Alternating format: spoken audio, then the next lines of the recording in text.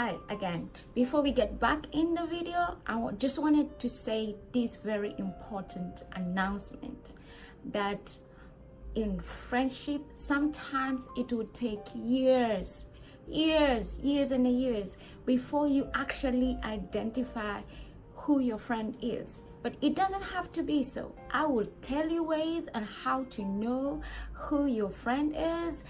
Just like cut your journey short. This is not loyalty. Why? A friend loves at all times. At all times.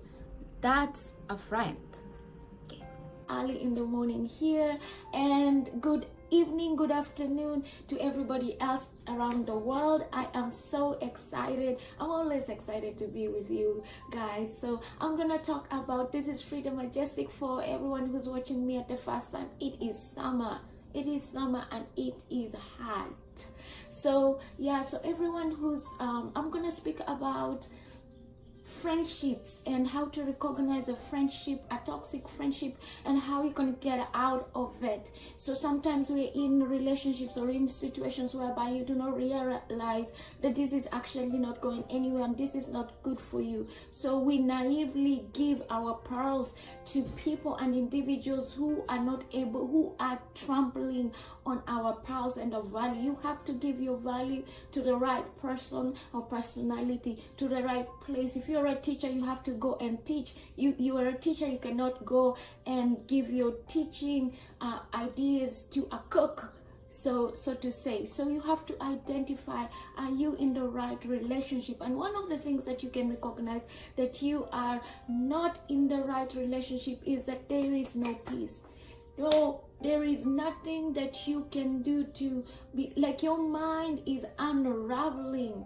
Your mind is going, you have anxiety, you have no peace. Whenever you are with these people or whenever you are in their presence, you have no peace. Peace is a beautiful barometer that is given to you by your Creator, God the Father, to realize and to recognize whether you're walking in the right path or you're not, whether you are with the right people or you're not. So if you have no peace at all, you are unsettled in your heart, you are unsettled in your spirit, you have to ask, think, take a step back and ask, why do I feel this way? Sometimes it is not a logical thing. You cannot, you don't, like, you're trying to understand why, but you're not like getting it, but you're feeling it, and our intuition, it's a deep-seated intuition, and you don't have peace. You don't have peace around this person. You don't have peace. So yeah, so you have to ask. So the other thing that you have to recognize and realize, number two is that you're not growing. You're not growing. You have goals, you have dreams. God the Father sends people to you to help you in your journey to fulfill the mandate that He's given you on this earth. So if you have dreams and you have goals and you have people around you who are laughing at your goals, who are laughing at your dreams, or whenever you're trying to explain yourself, you're trying to say this is what you're working on, these particular people or individuals, they just laugh, or they do not encourage you, they discourage you. They're not there to help you, but they are not there to help you. They do not want to see you succeed, and you can tell you're not moving forward. You're stagnant. You're always like in a stagnation mode because no one is trying to help you. Your friends are not trying to help you. So they have other ideas, or they might be very beautiful, very loving people. They're loving towards you, they're beautiful towards you, but their visions of life and their goals and dreams is just completely opposite of yours. It's so opposite, they cannot relate at all. They cannot relate, and on top of that, they're not trying to encourage you to fulfill your dreams, but they discourage you. They are talking about you.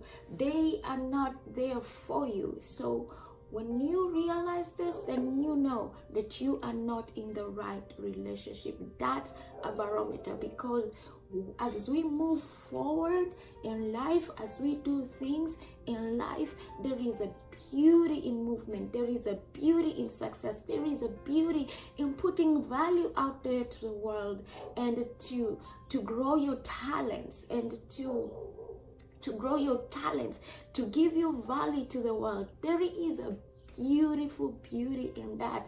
And so if you have people around you who are like, no, and you know what, desires come from God. So if there is a person, there is a resistance stifling your desire, and you call this personality or person a friend, then you have to sit down and think about it again. Okay, so the other thing is that number 3, they are very disrespectful. When there is a conflict, or when there is a disagreement, or they just point blank disrespectful. Some people, that's how they grew up. They just do not know how to respect another person or an individual. But this particular person, like I remember one time I had a friend who was so cool. We are so cool still, but I remember that she apologized and all that stuff. We went to another group, and suddenly this particular friend of mine started saying things that were out of character, and she realized that and she apologized. So some people, they do not know, as you move around the world, as you do whatever you need to be doing, and you're walking with your friend, especially when there is a disagreement, you find your friend is just way beyond disrespectful to you. They're screaming at you, they're calling you out names, they're lying, they're just on top, over the top. These they're not. These are signs of betrayal. These people are not respectful to the love, to the friendship, and that is something that you have to be cautious about. And the other thing is that finances